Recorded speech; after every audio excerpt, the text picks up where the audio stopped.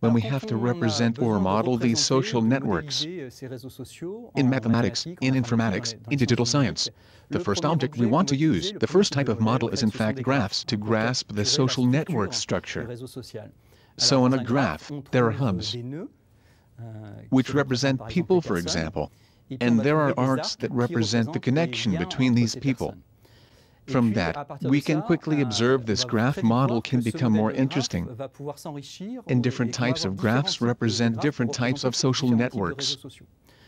For instance, if in a social network I can have several connections with a person, a family, and a professional one, then we'll go from a graph to a multigraph. That is to say, we can establish several arcs between these two same hubs.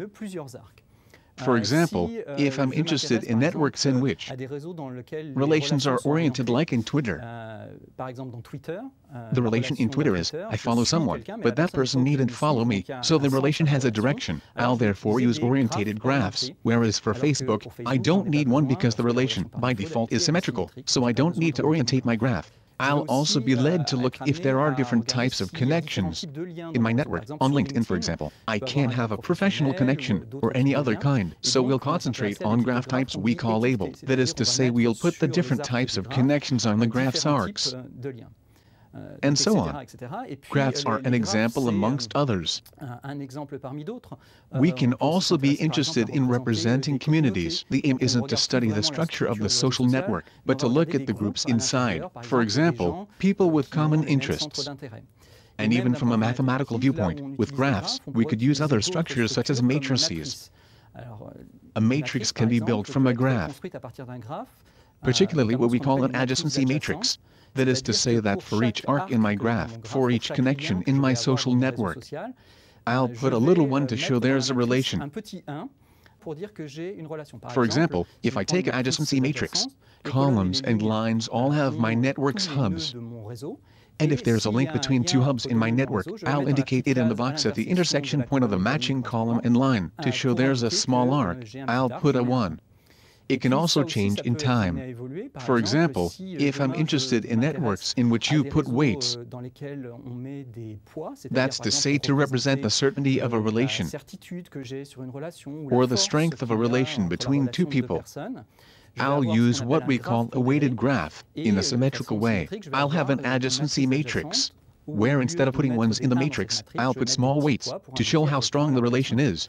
According to the different types of networks, I'll have to use different types of models, and according to the different treatments I want to execute. So there are many scientific and technical stakes with social networks. We've just seen on with the models. This is already a scientific question. Which model can I choose to represent and store this social network data? How can this model be implemented in an efficient way so that it takes the least space as possible and is indexed as efficiently as can be to enable access in the most efficient way? But also, how can I distribute it on several machines when it gets too big and can't fit on one machine? So the question of the model, its representation, storing, and data management raise scientific and technical questions.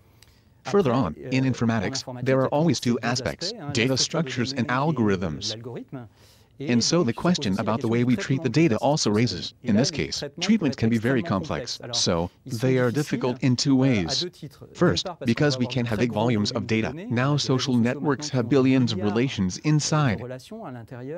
So because of the size. Then, because the treatment itself will be complicated, here's an example. A rather common treatment in a social network is to find the shortest way between two people to see how they are connected. And so, to look for the shortest way is already a treatment that can take time as all the links should be studied. Amongst them, check which ones link the hubs we are interested in, and then the smallest one has to be chosen. That's already complicated. Furthermore, in social networks, we are interested in finding the most central people in the network. For example, to see who the most influential people in the network are. To do so, there's an indicator called betweenness centrality. And so when this indicator is calculated, it checks how many times a person is on the shortest way between two other hubs. In other words, we check how intermediary it is, how they are crossed to connect others. We can see we are going to have to calculate other shortest ways for each hub to see which ones often appear on shortest ways. we can see that the complexity increases again. So if we put together the fact that we have big volumes of data, and the fact that calculations are complex, we can see that it will lead to calculation optimization questions, and even calculation estimations to have results that are not precise, but good enough and early enough. Many other questions arise from a technological point of view. For example, these graphs will probably change with time. Social networks change, relations are created or removed. So how will deal with these changes? How do I represent them? How do I analyze them? As many questions about the graph's temporality. Or will these graphs exchange content? We spoke about social media, so I communicate, not only text, but pictures, sound, etc. How do I treat these contents? How can I analyze them? Regarding social network, we look at the structure to have indicators, to know who's interested in which social network subject. For example, these questions are in close relation with technologies and digital science, but there are many other questions. It's a multidisciplinary issue in fact, since there are legal stakes through these social networks.